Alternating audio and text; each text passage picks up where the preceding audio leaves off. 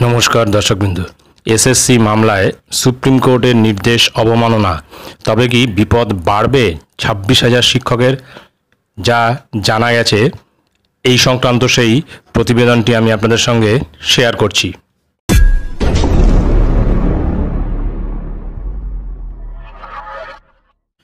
26,000 চাকরি নিয়ে তবে কি সুপ্রিম কোর্টের নির্দেশ অবমাননা করা হচ্ছে?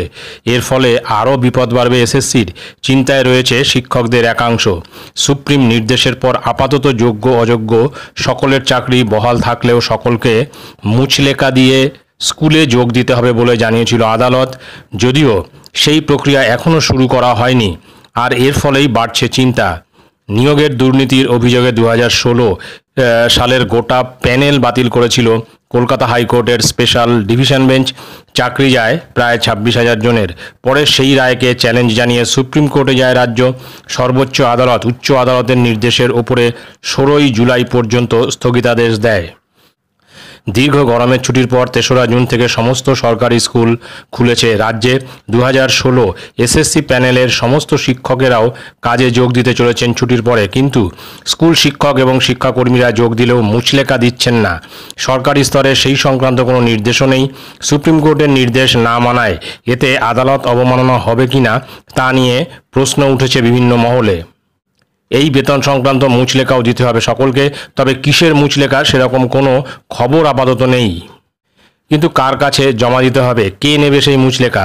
শিক্ষকদের অভিযোগ এখনও পর্যন্ত এই বিষয়ে শিক্ষা দপ্তরের তরফ থেকে কোনো বিজ্ঞপ্তি প্রকাশ করা হয়নি। সব মিলিয়ে বিভ্রান্তিতে স্কুলের প্রধান শিক্ষকরা।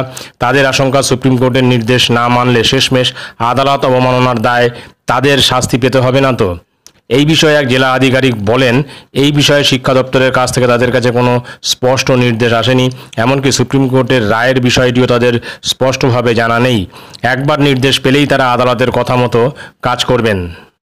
সুতরাং বোঝা যাচ্ছে যে এই সুপ্রিম কোর্টের যে নির্দেশ, সেই নির্দেশ কিন্তু রাজ্য সরকার মানেনি এবং সেই সংক্রান্ত কোনো নির্দেশিকাও জারি করা হয়নি যে যারা 2016 সালে স্কুলে জয়েন করেছিল তাদের কিন্তু মুচলেকা দিতে হবে। সুপ্রিম কোর্টের যে নির্দেশ ছিল সেই নির্দেশ কিন্তু মানা হয়নি। এতে সকলের ভিতরে একটা ভীতি তৈরি হয়েছে। তাহলে কি আদালত অবমাননার দায়ে তাদের ঘাড়েও চাপতে পারে এবং চাপাটা স্বাভাবিক। তো দেখা যাক 2016 সালের যে প্যানেল বাতিল হয়েছিল তার রায় কিন্তু জুলাই মাসের 16 তারিখে আছে এবং 16 তারিখেই কিন্তু সব স্পষ্ট হয়ে যাবে যে কাদের চাকরি থাকছে কাদের চাকরি থাকছে না।